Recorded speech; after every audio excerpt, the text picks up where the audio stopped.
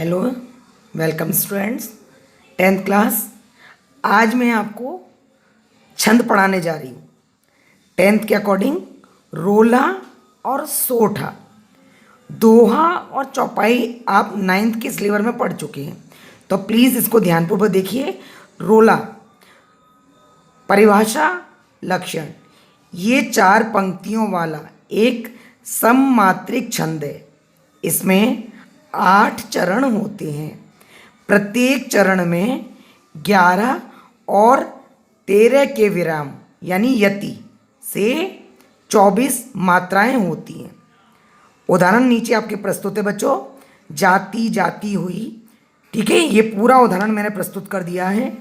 समय के अभाव में मैं ये उदाहरण बोलने नहीं पा रही हूँ, इसलिए आप ये जो एस टाइप का बनना है ये हमारा गुरु है, और ये जो हमारा एक विराम है ये लघु है।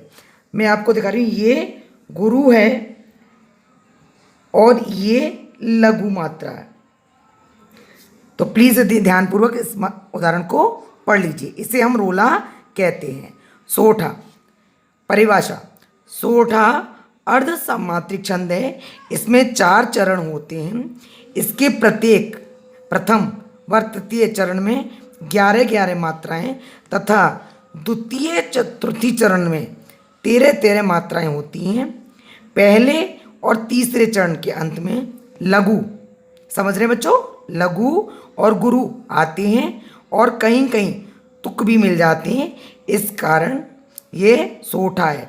और बच्चों इसी का दोहा उल्टा होता है, समझ में आए। सोठा का अपोजिट यानी विलोम, विपरीत। यहाँ 11-11 की जगह 13-13 हो जाएंगी, और जहाँ 13-13 हैं वहाँ 11-11, वो दोहा होता है। और बच्चों ये जो पूरा विवरण दिखा रही मैं आपको, ये सोठा है बच्चों। इसके बाद छंदों के बाद आते हैं आपके उपसर्ग।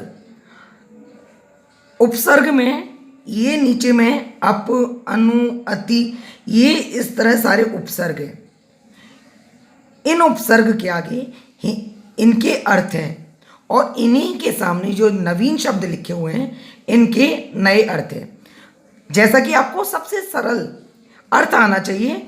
आप जो मैं आपको ये दिखा रही हूँ, यदि इसके अनुरूप आपको और शब्द नवीन बनने हैं तो आप उन्हें भी लिख सकते हैं। जैसे कि पहला उपसर्ग है अप। अप का अर्थ होता है हीनता या बुरा।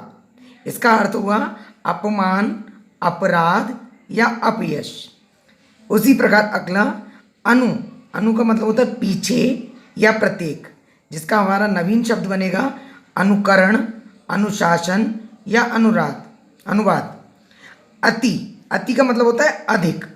अब इसके हमारे नवीन शब्द हैं अत्याचार, अत्यधिक, अत्यंत।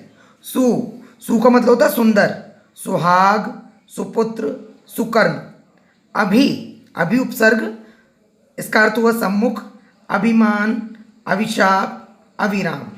परि का मतलब था पूर्ण या चारों ओर, तो इसका अर्थ हुआ हमारा परिवार, परिक्रमा, परिजन।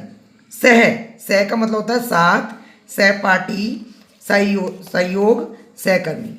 इसी के लिए बच्चों मैं आपको एक प्रारूप बोर्ड के अनुसार दिखाना चाहूँगी। इसमें ये पूरा इंडेक्स देख लीजिए।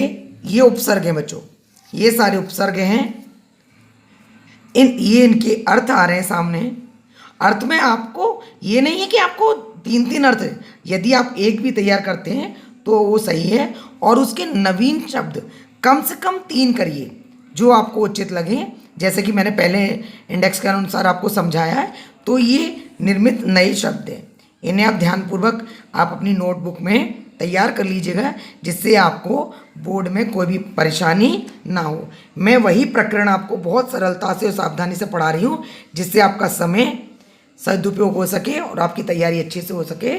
बच्चों प्लीज़ आप इस वीडियो को अच्छे से देखिए, लाइक कीजिए व चैनल को सब्सक्राइब कीजिए, ताकि मुझे मालूम हो जाए कि मेरे बच्चे मुझ तक जुड़ रहे हैं। थैंक यू बच्चा।